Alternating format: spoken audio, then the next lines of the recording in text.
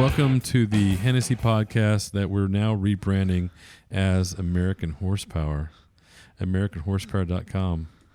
What do you think, Alex? It's been a while since we podcasted. Yeah, we're back. Well, again. Yeah, and look, we took a break from the podcast because we really didn't have clarity on subject matter, guests, no guests. Are we going to do it via Teams, Zoom? Does it have to be in person? But we don't lack for conversation over here, do we? Right. Yeah, podcasts are an important medium of media. Well, look, there's a lot of things that we discuss internally in the company here at Hennessey Performance, Hennessey Special Vehicles, and Tuner School. A lot of things we discuss in the family as far as what's going on in the car world and just amongst us car enthusiasts. So we're inviting you, our loyal listeners, to join in some of the active conversations we're having about, what's going on in the car world. I mean, and I think so. As we kind of go forward with American Horsepower and we talk about all things automotive, for me personally, the other things that I'm passionate about that I'd love to blend in with these conversations are things about entrepreneurship and business. I mean, we have a small business that's really kind of grown into, I would say, at least a medium-sized business, but still family-owned. And so kind of the trials and tribulations of what does it look like to start a business. Your wife, my oldest daughter, has her own. You guys have your own marketing business, Roy's Digital Media. So if somebody's listening and they're looking for help with social media, Em and her team are experts at that. They've helped us grow our Hennessey Instagram to over 3 million followers, and so they've been very good at that. But so there's entrepreneurship and the things that go along with that. And then kind of the third pillar of things that, again, just that kind of stimulate my brain, or when we have guests, especially if we're able to have them face-to-face, what makes them tick, what's their story, what's their background, what's their biography. And I got a chance to, Joe Rogan was one of our very, very good clients. We built multiple vehicles for him. He was very kind to invite me onto his podcast last year. And I thought when I went into the podcast with Joe, I thought, there's plenty we can talk about, but I did not want to go in there with any preconceived agenda, any notes, anything that I want to plug, anything that I really want to talk about. I didn't give it to his guys. I didn't give it to him. We didn't talk about what we're going to talk about ahead of the podcast. As a matter of fact, we played pool for about 2 hours, and he's an excellent pool player, kicked my butt, and I thought it was pretty good. And he didn't really talk at all when we played pool. I asked him some questions, and he would give me a very direct but short answer. But then it's all of a sudden, like when we got on the podcast, he just turned it on and does what he does. He's the best podcaster in the world. But the one thing that I did go in there thinking is I thought there's things I've read about Joe. There's things I know about Joe because we've been friends ever since we moved to Texas 3 years ago. But there's holes in what I know about him. So I thought there's questions I have for him. And I thought, I wonder if he'll let me basically interview him to some small degree. And I thought, maybe he will, maybe he won't. If all of a sudden he gives me a dirty look and and I see him thinking to himself, look, dude, I asked the questions, you give the answers, not the other way around. And he went along with it and he answered every question I asked him. He did. If anyone has not listened to that podcast, you definitely should. John was on the Joe Rogan podcast. And funny enough, a podcast, especially when you're the one being interviewed, that's like the only, or it's not the only, but that is an acceptable time for you to do all the talking. And as someone that normally does all the talking, I was really looking forward to you doing all the talking, but it ended up being like you almost interviewing Joe. Well, that's an active topic of discussion in our family and our business that I like to do all the talking, right? Everybody's nodding their head in the room. So it's like the Death Star. Yeah, the Death Star. Yeah, we have a few customers that are like that too. We won't name any names today, but it's all right. Yeah. Dueling Death Stars. But, it was fun to do that with him. And something I really haven't talked about since then, just we were playing pool and I said to Joe, I said, hey man, I said, so that time that Elon was on with you and you guys were smoking weed, I'm like, is that like a regular thing? Do people come on here and drink or get high or whatever? And he said, yeah, all the time. I said, and I just kind of joked him, like, okay, are we doing, I said, I don't smoke weed, but I said, I'll do a gummy with you. He's like, yeah, okay, yeah, let's do gummies today. And I didn't think any big deal of it. I think I talked about it at the beginning of the podcast, or I don't know if maybe they edited that out. I don't know if they did or didn't. But so we get an hour and 40 minutes into the podcast, And I just started spacing out, at which point they're like, okay, thanks for coming, John. Good to have you on the show. Yeah. So I think going forward on this podcast, I don't plan to do any gummies. I don't plan to, this will be a sober conversation, and we'll try to keep it light and funny, but not spacey. Okay, so recent things in the car world that I thought would be kind of fun to talk about. So you saw the video of the Lotus Evija X ripping around the Nürburgring. Yeah, that thing is pretty wicked. What do you think about that? Well, it's interesting watching lap videos from EVs because you're in the car and you can see them driving violently. You can see the driver fighting the steering wheel and fighting the car and driving fast, and you can see the surroundings moving by you fast, but then it's silent, and it's really weird. It's almost awkward watching because you're like, where is the action? Right. And you can only just have to imagine what the driver's experiencing versus when you watch an ICE car race down a track, like you can hear like, oh, he's violently fighting traction control or whatever it might be. So it's really cool, but at the same time, it's like, it feels like it's missing something, but it's impressive. Yeah, I mean, look, I've got a lot of thoughts about it. And I don't just for the listeners, these conversations are not going to be dominated by EVs. They're going to be primarily what we are passionate about, which is internal combustion. But I couldn't ignore the Evija X run around the ring, the Nordschleife.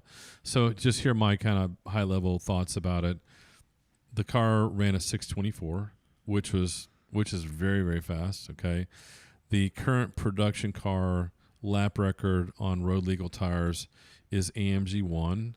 I think it ran a low 630, 632, 631, something like that.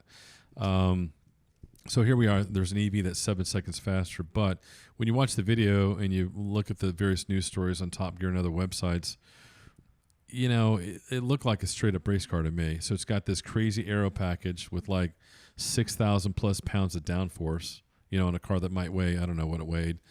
It was lighter than the road car Evija, but let's say it weighed 3,500 pounds or something like that. I'm like, to have almost double that and that kind of weight and downforce. It's running on a full slick. And so, when the news came out, Top Gear website, they were talking about it being the third fastest, car ever to run around the Nordschleife. The fastest being, I think, the Porsche 919. That video is crazy. That video is crazy. Oh my gosh. Yeah, that car was it was like a minute faster. It was like a low 5 minute lap. And there was something else, maybe a Dower 962 or something went fast way back in the day. But anyway, so I thought to myself, like, here these Lotus has spent a lot of time, energy, engineering, testing. But what exactly were they proving? I mean, it's like, if it's a race car and it's on a full slick, whether it's EV or internal combustion, isn't it supposed to like lay down a really big number? And I thought it was supposed to go faster though, right? Well, so like if you look at the Nürburgring lap times, again, one of the few bucket list places I've not been. I've not been to Le Mans and I've not been to the Nürburgring. I think I've experienced most other major automotive things, at least that are on my personal bucket list. So I've not been there, but I've studied it for a long time. Maybe we'll do something with F5 there at some point. So again, it's very relevant to what we're doing and what we may do in the future. And so when I see the news come out on this Evija X, I'm like, but what exactly did you guys prove? I mean, maybe you've learned some stuff. As far as I understand, there's a lot that goes into cooling the motors. And I would almost question, I'm thinking that they probably, in order to keep the battery happy for a full lap around that track, they probably weren't running full power. If they're running full 2,000 horsepower, that kind of downforce, that car should have cracked off like a real low 6 or maybe high 5s. Again, what do I know? But that's my guesstimation. But I thought it would. So if by comparison, the fastest EV around the Nordschleife is the Remont's Nevera. It ran maybe a low 7, like a 7 minute, 5 seconds, something like that. Very, very respectable. I'm sure they would love to have gotten sub 7 minute. So I'm like, again, Lotus has been working on the Evija for a long time. Cool looking car. We have F5 customers that have them on order, but that car's been around for what? They came out with it 6-7 years ago. When are you going to deliver something to a customer would be my question. And hey, look, I get it. There's a lot of development. We know there's a lot of development, engineering. There's a lot that goes into building these cars. But I thought it would have been cooler if they would have had a true road car on a road tire, go out there and beat the Remont's number and run something. Be the first EV that's sub 7 minutes, but that's actually production representative. That's my only two cents on the whole matter, you know. So Still cool though. it's still cool though. It looks crazy. It does look. They'll crazy. probably get somebody that wants to buy those, you know. Yeah. So, look, let's sprinkle in a little bit of Hennessey product information. What do we juice on over here? What are we excited about? We excited about Raptor R? Yeah, we've got our Velociraptor 1000 coming out Yeah. soon. Like by the time you hear this podcast, it's probably launched and released to the public. There'll be some crazy videos on YouTube, and we've announced the news. And Velociraptor. Now, I have not driven it yet. What do you think? It's the king of trucks. It's the best truck money can buy. Turned up to 11. So okay, so let's talk. Let's unpack that a tiny bit. So, if there was a stock T-Rex and a stock Raptor R, you're saying that the Raptor R is a better truck. 100%. Yeah. Okay, I agree with you on that. And it's not just because it's the lighter aluminum body, which is about 1,000 pounds lighter. That is a big hitter though. Sure, but I mean, it's lighter. It's more nimble. Look, America builds the best trucks in the world. And look, I could make an argument of things that I like about Chevy, GM, Ram trucks, and Ford. But I would have to say that my experience, and since I've been really closely paying attention to trucks has been an important part of Hennessey's business for, pushing 15 years now, when we started modifying the very first Raptor that came out in 2008. That Ford seems to always have the edge on the truck, whether it's technology, development, overall ride quality. Again, I'm not knocking Ram. I am not knocking GMC or Chevy trucks. I think they're all great. There's no bad trucks. But it does seem like Ford knows they've been the dominant player in that space. They sell more trucks than anybody else. And I think they will have a real sense of pride, and they have a lot of resources focused on their truck development and truck quality and truck overall engineering and functionality. Yeah, the TRX was certainly the former king of trucks. Sure. And we modified it to 1,000 horsepower, so it was the baddest truck on the market you could buy, supercharged V8. Very awesome. Yeah. Its shortcomings were that I personally didn't love the all-wheel drive. I'd prefer, there are moments on a truck where I'm off-roading and I want two-wheel drive. I want two-wheel drive most of the time unless I'm drag racing somebody or I'm in the snow. Exactly. So that was one thing I never loved about the truck, and then it just felt so heavy. Super, super heavy. A lot of roll, chunky, the interior, there's a lot of subjectivity about that, but was not my favorite. Right. But I would take a T-Rex over a V6 Raptor because of the V8. Oh, of course. I think a V6 Raptor is actually nicer to drive. It's more nimble. It's light. All right. But I would still take the TRX because of the V8. Right. But now, Raptor R, V8 to V8, supercharged. I'm taking the Raptor R all day. Right. It's the king of trucks. We modified to 1,000 horsepower. Mm-hmm. It's crazy. What are your thoughts or feelings about T-Rex and Hemi going away while we're on the subject? It's a shame. Absolute shame. What? How well was the news received when Stellantis announced the next generation? What's to come after the Charger and the oh my gosh, and the trucks with the Hurricane engine? They got shredded on all the comments. They got shredded. But hey, look, I mean that straight six, it's got a lot of similarities. The straight six might be okay. It'll make some power. But that EV stuff, they got shredded. Yeah, they got shredded. Yeah. So I think it's DOA. I don't think anybody's buying those. Totally DOA. So totally. Anyway, the straight six could be cool if it ends up being very modifiable, which we think it will be.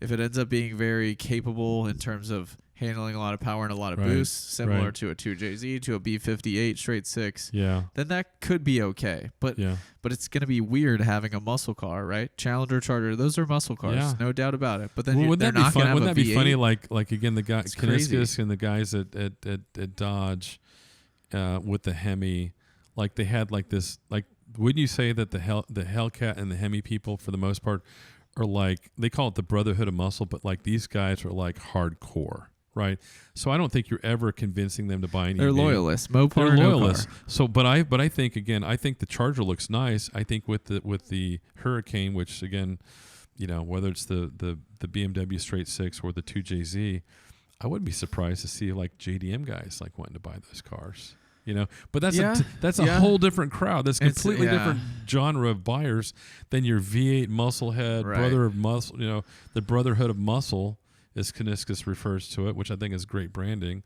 So it's just be interesting to see how it plays out. And meanwhile, and then you got on the other side of Detroit, you've got the guys at GM for whatever reason, and I know a lot of people there and friends, but like, you know, why'd they kill the Camaro? Well, were they wanting to divert resources, engineers, to build EV Hummers or whatever? I'm like, if you're from GM out there and you're listening, I have the answer. I don't understand why they couldn't do this.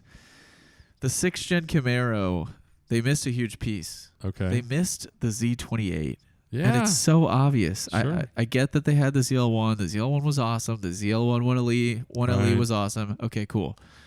Have the LT5, final yeah. send off with the LT5, LT5, baby. or yeah, follow tradition, put the Z06 Corvette engine in the Camaro for the final one, Yeah. and have the LT6 in a Camaro. That would Sure. be crazy with a manual. That would be weird. What but could it have would be been? cool. Now, who knows? I mean, nothing. I mean, Camaro at previous times has gone away for a period of time. Maybe it comes back. I sure hope they don't try to bring it back as some sort of 4-door EV. I'm like, come on, people. Are you guys not paying attention? Quit drinking the Kool-Aid. Don't. Please you know? don't. But meanwhile, so here are these, like, you know, super disappointing to car people from Stellantis side of town and from GM side of town. But right there in the middle, you just got Ford building V8 Mustangs. Yeah, God bless love them. it. God Love bless it. Farley. And they're going to be building them for a while. God It's bless gonna the be Ford awesome. guys. Bring them. And we've got our new Dark Horse tuned up and making power on the dyno, and we're gonna take it out and see how fast it'll go. The Gen, is it the Gen 4 Coyote now? Well, the refresh Coyote in the new Mustang on the S650 Right. makes more power than the last gen, which is nice with a similar size Well, supercharger. we're making on a 850 Whipple. horsepower with 93 octane, full emissions compliant. The guys at Whipple just got the 50 state carb EO number, and we're going to sell those like hotcakes. I mean, that vehicle.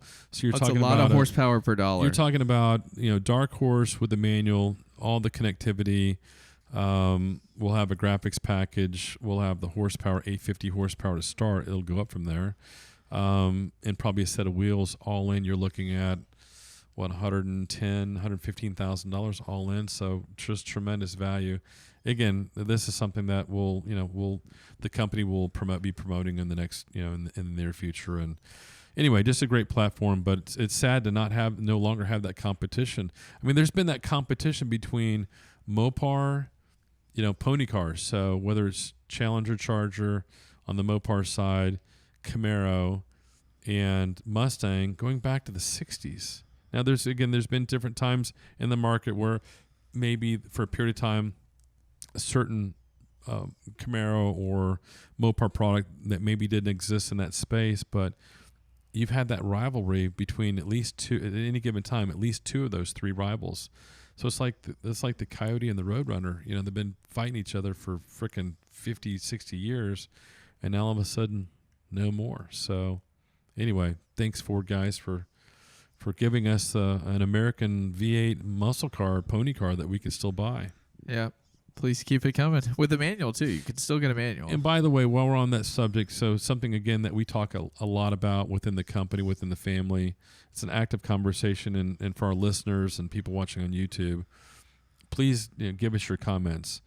We talk a lot about, well, if we were going to build a Restomod of some kind, well, what genre vehicle would that be? I mean, there's obviously a lot of companies that do that, from American to you got Singer doing Porsches. They do those very, very well. They're very expensive. But, would we want to restore old Mustangs? We want to do Camaros, Mopars. Obviously, there's companies that do the off-road vehicles, SUVs, Broncos.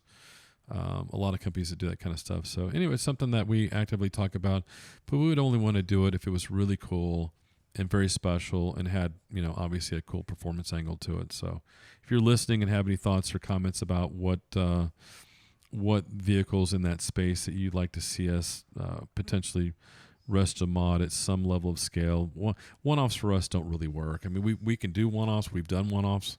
I've lost my lost my financial shirt many times on one-offs where I gave somebody a fixed price and it ended up costing me double to do it. We did a cool deal a few years ago. There was a company, and I've talked about this before on our YouTube channel, but there was a family from San Antonio, a guy named Wes Ryan. He and his wife, years ago, they had a notchback 5-liter Mustang that was kind of their family fun car. Wes, brought his kids home after they were born, brought them home from the hospital in that car. Well, at some point during that time frame, his wife got cancer and they had to sell the car to raise money for her treatment. And God bless them, she survived that treatment and she's doing great today. But fast forward 20 years, their grown kids, her son and daughter, the son saw that Mustang for sale on Craigslist and he bought it back. And he surprised his mom and dad and gave it back to his dad. And anyway, I read about it on Fox News. And so I forwarded the article to Jim Farley at Ford. The next thing I know, there's this email chain going back and forth, and you got Bill Ford and members of the Ford family and senior leadership at Ford are talking about, hey, how cool is this? And the next thing I know, I get a phone call from, Jim Owens or somebody at Ford called me up and said, hey, Bill and the Ford family want to do something really cool for the Ryan family in San Antonio, and they want to do like a full restoration on that car. Would you do it? And they said that they had reached out to a couple of other Ford aftermarket companies, and they both said no, they didn't want to do it. And I said, well, my general answer would be no, because anytime I do restoration projects, they always take longer and cost more money, and I end up losing money. But I said, look, I'll do it because I like the story. I think what the whole family connection of that car and what they've been through. I said, so if you'll provide me with a little bit of a budget to where we can do it right and provide us with an engine transmission. So Ford hired us to do that. That was the last restoration project that we did. But of course, it's like building a house. It takes 2 or 3 times longer. I thought I had enough money padded kind of into the budget so we would lose money. We'd probably broke even. But look, I don't regret doing it. It was a cool thing. But it's just another reminder as far as up until now, why we've not done restorations. Again, if we're going to do a Restomod, not a restoration, that we have to do it at some level of scale. So maybe we're building, 4 a month or 2 a month or 10 a month or something like that. There has to be enough volume to where we can do it right and scale it, but make it affordable for our customers and also be profitable for the company. So anyway, GTD Mustang, what are your thoughts on that? Okay, GTD, when it first came out, we saw it first at at Quail. When I first saw that, we were with Brian Jones, recently, at that time, had recently joined our team from Multimatic. Yep. So he knew a lot of information about the GTD. Stuff that he can't tell us, and that stuff that we can't talk about. Correct. But he can kind of give us a little bit of inside baseball. Correct. And when I first saw it, I didn't fully understand it, but I was like, why would anyone want a $300,000, $400,000 Mustang? Right. Now that I've had time to digest it, and now that I've actually been more active in my own track-going experiences recently, I am all about the GTD, and I would love to own one. Yeah. It's so cool. I would track the crap out of that thing. Yeah. It's like a Porsche GT3 RS, but Americanized. Yeah. It's awesome. Yeah, I feel the same way. So Jim Farley, CEO of Ford, has been a customer of ours for at least 10 years, and I've got to know Jim, and good guy, good car guy, great business guy, and very much an outside-the-box thinker. And Jim was very kind. I was in Detroit. Maybe look at the previous generation Mustang about 10 years ago, 2014. And we went to the Mustang engineering building, but there was it was March, but there was a late winter blizzard. So they were shut down. And so Jim said, sorry, you can't see the Mustang. Nobody's there. But hey, look, I'm in my office and I've got 20 minutes if you want to come by my office and we'll just hang out and just have a quick chat. So I go to Ford's headquarters in Dearborn, go up to his office and sit down with Jim, and we're just talking about whatever. And this time I think he was VP of sales and marketing. So he was like, I've got this big idea, this vision for Mustang where I want to do a Porsche GT3 RS version of the Mustang. I'm like, man, that's big thinking. So a few years later, GT350 comes out, GT350R comes out. I'm like, yeah, okay, I remember Jim talking about that. That seems to be kind of moving in that direction. And I thought, well, You got carbon wheels on the 350R. Now those are collectible, by the way. Of course, I owned a bunch of them. I had a really cool 350R, and I sold it. Now it's probably worth not double what I paid for it, but at least 50% more. But oh well. Like Carroll Shelby used to say, in order to build the next project car, I got to sell the current project car. That's the story of my life. But anyway, but I distinctly remember that conversation. So then, back in August, Ford introduces the GTD.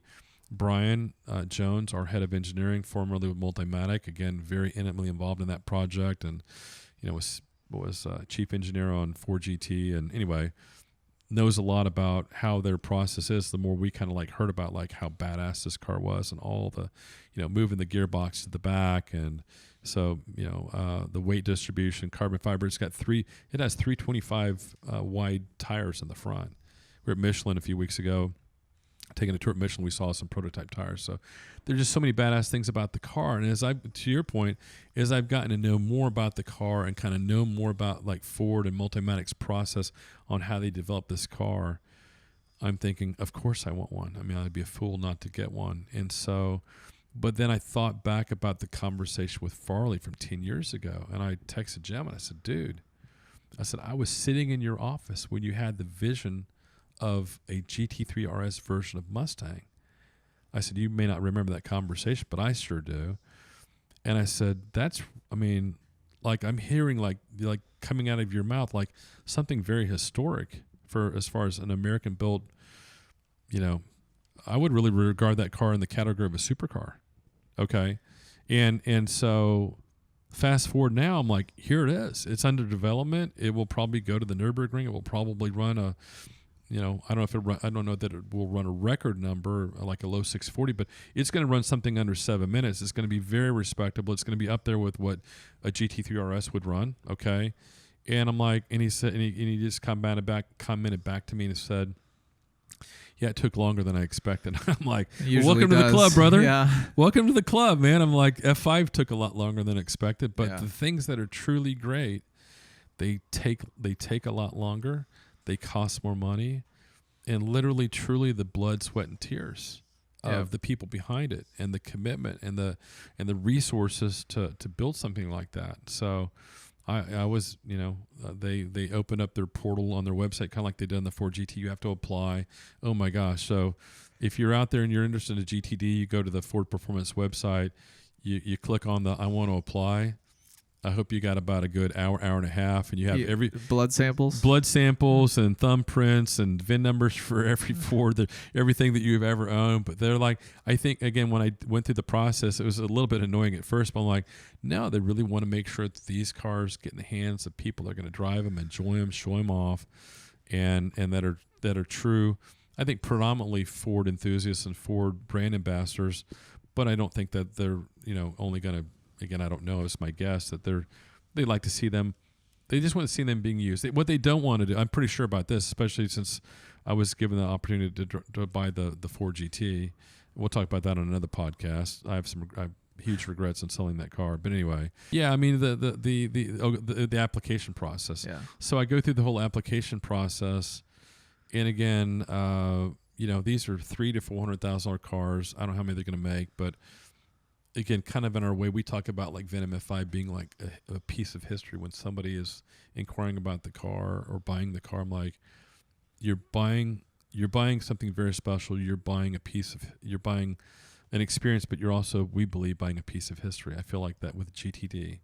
It's a very historic car. Those are going for like 400 with all the options or whatever, right? Well, they haven't talked about that. Again, we have a little bit of inside baseball, but we believe that there's probably going to be some different options as far as track focus. But I believe the website said something like they're starting at $325,000. But is that an $800,000 car a decade from now? It depends how many they build. Yeah, I'm gonna drive the shit out of it. Yeah, we're gonna take it to Dakota and we're gonna wear it out. 300 more horsepower than a GTD. I'd like to be the first guy to put 100,000 miles on a GTD. That would be cool. One last thing, and we'll wrap up here. Two last things. And your old football coach, Coach Bowman from Houston Christian, Max right? Bowman. Yeah. What did he always say? One last thing. This is my last point. This is my last point. 30 minutes later. Exactly, or an hour later in my case, right? Anyway, Well, why don't you talk about the Entrepreneurship of the Year award that you just received? So EO Houston is an entrepreneurship organization, the Houston chapter, named you the Entrepreneur of the Year. That's pretty cool. Yeah, as we like to say, it's a 34-year overnight success story. Yeah. Pretty cool. It's a nice validation. Again, I've been an entrepreneur not only my entire adult life, but probably started back when I was delivering newspapers at St. Joseph's Hospital in Kansas City back in, the mid 70s. So I was a kid, parents didn't have much money, and if we wanted to buy a Coke or go to the movies, I had to work. So anyway, so again, just some validation for that as far as, nice pat on the back for me. But like when I stop and think about it, I'm like, well, it's not, the success that we've had as a company and as a family, it goes far beyond me. I mean, obviously it starts with my wife, Hope, who's been there through, good and bad. And again, any entrepreneur out there that's been doing it a while knows that I watched one of the short videos on my phone recently where like, I was Gary Vee or somebody was talking about like entrepreneurship is basically just getting your ass kicked and getting beaten. Like you're not used to it, but it happens a lot. And every now and then you get a win. Does that feel like in our business? Does that feel like that sometimes? Like we're just not just like out here having a parade and victory. I mean, like, look, the business is growing. We're making money. We just set a track record with F5 Revolution at Coda a few months ago. But like, for every victory, don't you feel like you had to get your ass kicked and you had to go do 2-a-days at the football field in August when it's 110 to get that one victory? Yeah. What is there like per year? What do you?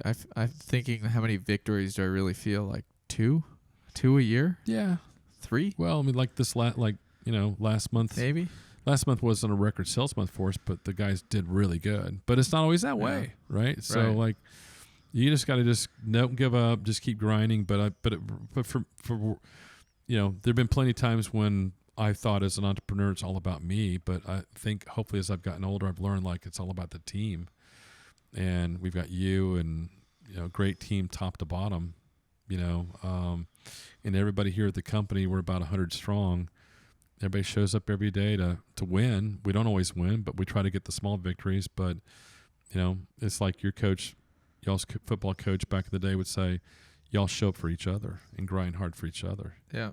So I think, again, to have that, that recognition from Houston Entrepreneurs Organization was very nice.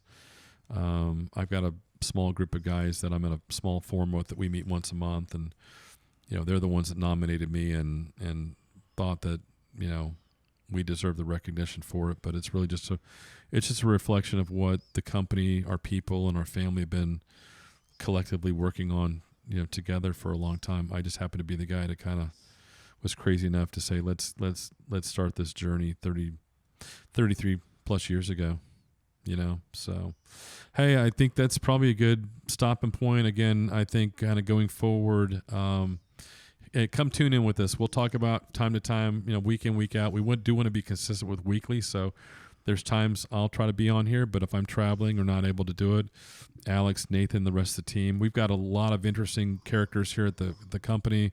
We're going to podcast with Nathan Malinek, our head of design, and talk about what is it, somebody's young out there. We get the question, the design guys get the question all the time, like, hey, if I'm young and I want to become an automotive designer, what does that journey look like? Well, Nathan has lived that, including 8 years of college and all the student loans to go along with it, right?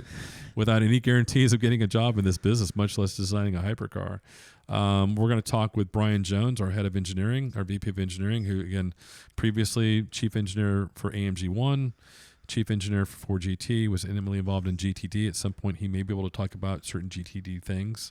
Here in the building today, we have David Donahue. So David is our ace test driver who set the lap record at Coda with F5 Revolution about a month ago, and would love to have David on the show. And then look, I've got a bunch of interesting, cool car people and otherwise that if you're a friend of mine and you're in my orbit, and we have fun conversations about cars and things that are just fun and in business, I'm probably going to be reaching out to you to see if you'll come podcast with us. And if you won't come to Sealy, I promise you. So if you're a friend of mine and I ask you to come podcast, if I have an F5 here that I own, right now I have a couple, when you come here, I'll let you drive a car. like really Boom. fast. Like Wow. we can hit 175, 180 mile an hour in the back of the truck. And Maybe 185.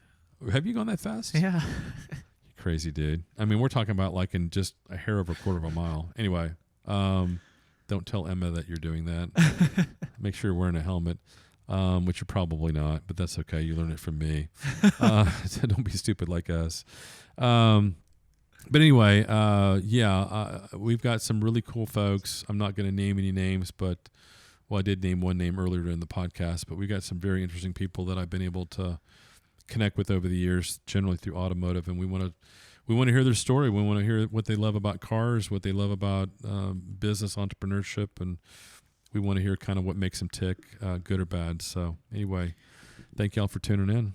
If you made it this far, that means you're a super VIP interested podcast listener and you listen to the very end, which means we want to hear from you. So email podcast@HennesseyPerformance.com if you want us to answer your questions. Yeah. Podcast@HennesseyPerformance.com. We will answer your questions on this podcast because you're loyal and you stayed till the end. Podcast and HennesseyPerformance.com. Yep. It's kind of like when you watch the movie and you have to watch all through the credits. They have what's called the gift. Yeah. Where sometimes That's they put the something. gift. Yeah, that's the gift. All right. Yeah. The gift that keeps on giving. Thanks for tuning in, and we'll be back for some more American horsepower very soon. Thank you. Ciao. Cheers.